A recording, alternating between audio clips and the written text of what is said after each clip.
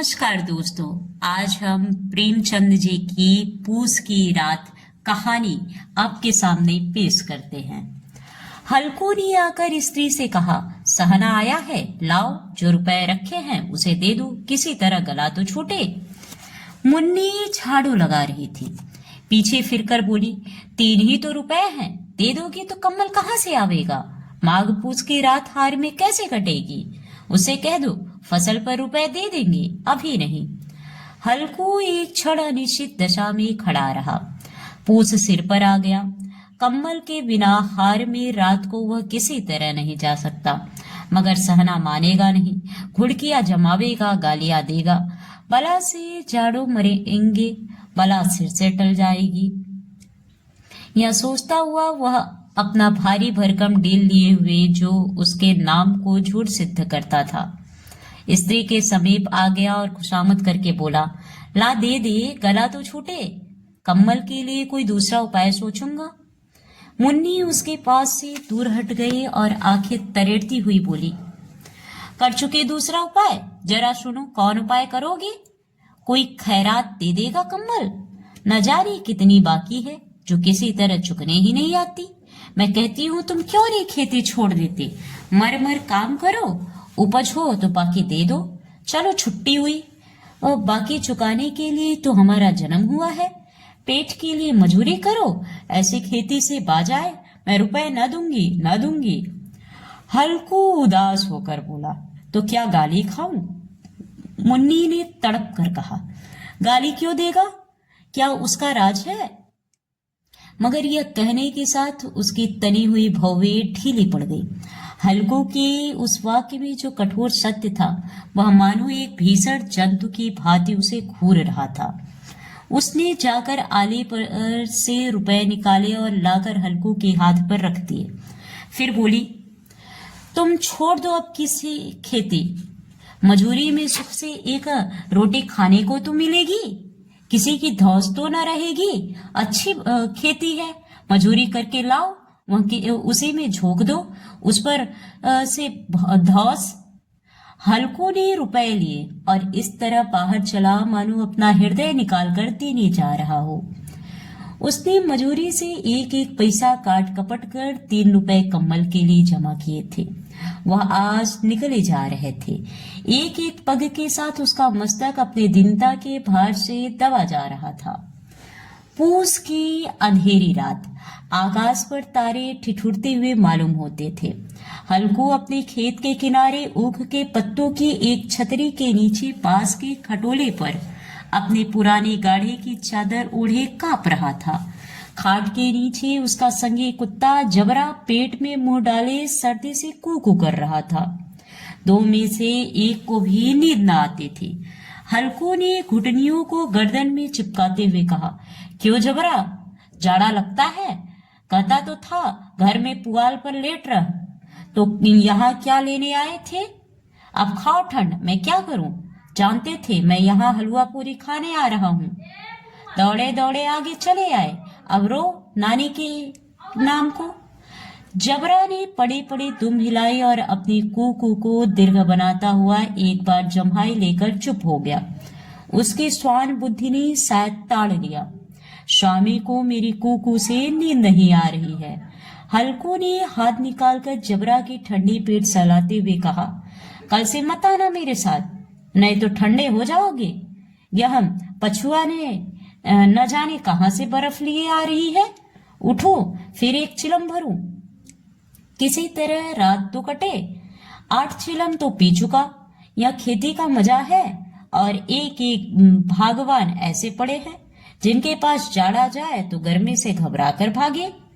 मोटे मोटे गद्दे, लिहाफ, कम्बल, मजाल है कि जाड़े का गुजर हो जाए। तकदीर की खूबी है, मजूरी हम करें, मजा दूसरे लूटे। हल्कू उठा और गड्ढे में से जरा सी आग निकालकर चिलम भरी। जबरा भी उठ बैठा। हल्कू ने चिलम पीते हुए कहा, पिएगा चिलम? जाड़ा तो क्या जाता है, जरा मन बहल जाता है। जबरा ने उसके मुंह की ओर प्रेम से छलकती हुई आंखों से देखा। हल्कू, आज और जाड़ा खा ले, कल से मैं यहाँ पुआल बिछा दूंगा, उसे में घुसकर बैठना, तब जाड़ा न लगेगा। जबरा ने अगले पंजे उसकी घुटनियों पर रख दिए और उसके मुंह के पास अपना मुंह ले गया। हल्को को उसकी गर्म सांस लगी। चिलम पीकर हल्को फिर लेटा और निश्चय करके लेटा कि चाहे कुछ हो अब की सो जाऊंगा। पर एक ही क्षण में उसके हृदय में कंपन होने लगा। कभी इस करवट लेटता, कभी उस करवट, पर जाड़ा किसी पिशाच की भांति उसकी छाती को दबाए हुए था। जब किसी तरह न रहा गया तो उसने जबरा को धीरे से उठाया और उसके सिर को थपथपाकर उसे अपने गोद में सुला लिया। कुत्ते की देह से जाने कैसे दुर्गंध आ रही थी, पर वह उसे अपनी गोद से चिपटाए हुए ऐसे सुख का अनुभव कर रहा था जो इधर महीनों से उसे न मिला था। जबरा शायद समझ रहा था कि स्वर्ग यही है, और हल्को की पवित्र आत्मा में तो उस कुत्ते के प्रति घृणा की गंध तक न थी। अपनी किसी अभिन्न मित्र या भाई को भी वह इतनी ही तत्परता से गले लगाता। वह अपनी दीनता से आहत न था जिसने आज उसे इस दशा को पहुंचा दिया। नहीं, इस अनोखे मैत्री ने जैसे उसकी आत्मा के सब द्वार खोल दिए थे और उसका एक एक अणु प्रकाश से चमक रहा था। सहसा जबरा ने किसी जानवर की आहट पाई। इस विशेष आत्मीयता ने उसमें एक नई स्फूर्ति पैदा कर दी थी जो हवा के ठंडे झोंकों को तुच्छ समझते थे। वह झटपट कर उठा और छतरी के बाहर आकर भूखने लगा। हल्को ने उसे कई बार चुमकार कर बुलाया, पर वह उसके पास न आया। हार में चारों तरह दौड़ दौड़ कर भूखता रहा। एक क्षण के लिए आवे जाता तो तुरंत ही फिर दौड़ता। कर्तव्य उसके हृदय में अरमान की भांति उछल रहा था। 1 घंटा और गुजर गया। रात ने शीत को हवा से धधकाना शुरू किया। हल्को उठ बैठा और दोनों घुटनों को छाती से मिलाकर सिर को उसमें छिपा लिया। फिर भी ठंड कम न हुई। ऐसा जान पड़ता था सारा रक्त जम गया है, धमनियों में रक्त की जगह हिम बह रहा है। उसने झुककर आकाश की ओर देखा। अभी कितनी रात बाकी है? सप्तर्षि आकाश में आधे भी नहीं चढ़े। ऊपर आ जाएंगे तब कहीं सवेरा होगा। अभी पहर भर से ऊपर रात है। हल्को के खेत से कोई एक गोली के ठप्पे पर आमों का बाग था। पतझड़ शुरू हो गई थी। बाग में पत्तियों का ढेर लगा हुआ था। हल्को ने सोचा, चलकर पत्तियां बटोरूं और उन्हें जलाकर खूब तापूं। रात को कोई मुझे पत्तियां बटोरते देखे तो समझे कोई भूत है। कौन जाने कोई जानवर ही छिपा बैठा हो। मगर अब तो बैठे नहीं रहा जाता। उसने पास के अरहर के खेत में जाकर कई पौधे उखाड़ लिए और उनका एक झाड़ू बनाकर हाथ में सुलगता हुआ उपला लिए बगीचे की तरफ चला। जबरा ने उसे आते देखा तो पास आया और दुम हिलाने लगा। हल्को ने कहा, अब तो नहीं रहा जाता जबरू, चलो बगीचे में पत्तियां बटोर कर तापे। टाठे हो जाएंगे तो फिर आकर सोएंगे, अभी तो रात बहुत है। जबरा ने कू करके सहमत प्रकट की और आगे आगे बगीचे की ओर चला। बगीचे में खूब अंधेरा छाया था और अंधकार में निर्दय पवन पत्तियों को कुचलता हुआ चला जाता था। वृक्षों से ओस की बूंदें टप टप नीचे टपक रही थी। एकाएक एक झोंका मेहंदी के फूलों की खुशबू लिए हुए आया। हल्को ने कहा, कैसी अच्छी महक आई जबरू, तुम्हारी नाक में भी सुगंध आ रही है। जबरा को कहीं जमीन पर एक हड्डी पड़ी मिल गई थी, उसे वह चिचोड़ रहा था। हल्को ने आग जमीन पर रख दी और पत्तियां बटोरने लगा। जरा देर में पत्तियों का एक ढेर लग गया। हाथ ठिठुरते जाते थे, नंगे पांव गले जाते थे और वह पत्तियों का पहाड़ खड़ा कर रहा था। इसी अलाव में वह ठंड को जलाकर भस्म कर देगा।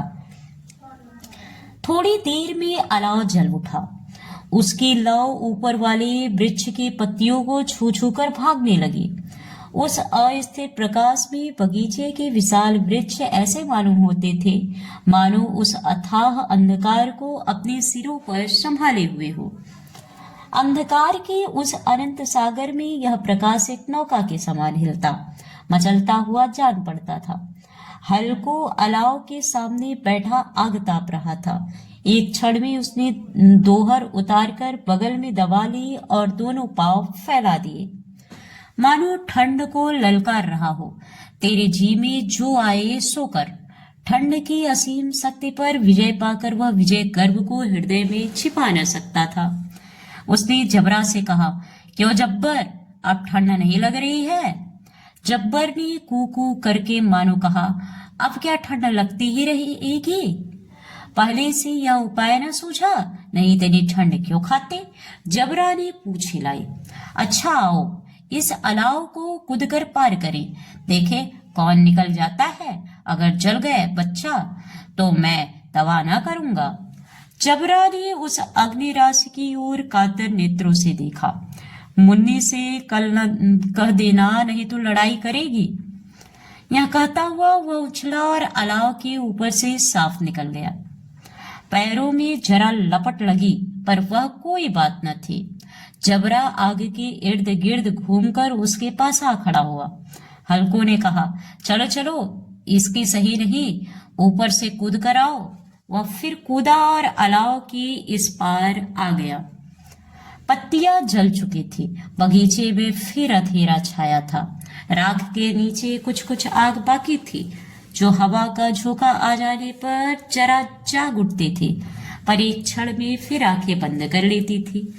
हल्को ने फिर चादर ओढ़ ली और गर्म राख के पास बैठा हुआ एक गीत गुनगुनाने लगा। उसके बदन में गर्मी आ गई थी, पर ज्यों ज्यों शीत बढ़ती जाती थी उसे आलस्य दबाए लेता था। जबरा जोर से भूख कर खेत की ओर भागा। हल्को को ऐसा मालूम हुआ कि जानवरों का एक झुंड उसके खेत में आया है। शायद नीलगायों का झुंड था। उनके कूदने दौड़ने की आवाजें साफ कान में आ रही थी। फिर ऐसा मालूम हुआ कि वह खेत में चर रही हैं। उनके चबाने की आवाज चरचर सुनाई देने लगी। उसने दिल में कहा, नहीं, जबरा के होते कोई जानवर खेत में नहीं आ सकता। नोचे डाले, मुझे भ्रम हो रहा है। कहा, अब तो कुछ नहीं सुनाई देता, मुझे भी कैसा धोखा हुआ। उसने जोर से आवाज लगाई, जबरा जबरा। जबरा भूखता रहा, उसके पास न आया। फिर खेत के चरे जाने की आहट मिली। अब वह अपने को धोखा न दे सका। उसे अपनी जगह से हिलना जहर लग रहा था। कैसा दंदाया हुआ था। इस चाड़े पाले में खेत में जाना, जानवरों के पीछे दौड़ना, असूझ जान बैठ पड़ा। वह अपनी जगह से न हिला। जबरा भूख उठा। जानवर खेत चर रहे थे। फसल तैयार है। कैसी अच्छी खेती थी, पर ये दुष्ट जानवर उसका सर्वनाश किए डालते हैं। हल्को पक्का इरादा करके उठा और 2-3 कदम चला, पर एकाएक हवा का ऐसा ठंडा चुभने वाला बिच्छू के डंक का सा झोंका लगा कि वह फिर बुझते हुए अलाव के पास आ बैठा और राख को कुरेद कर अपनी ठंडी देह को गरमाने लगा। जबरा अपना गला फाड़े डालता था।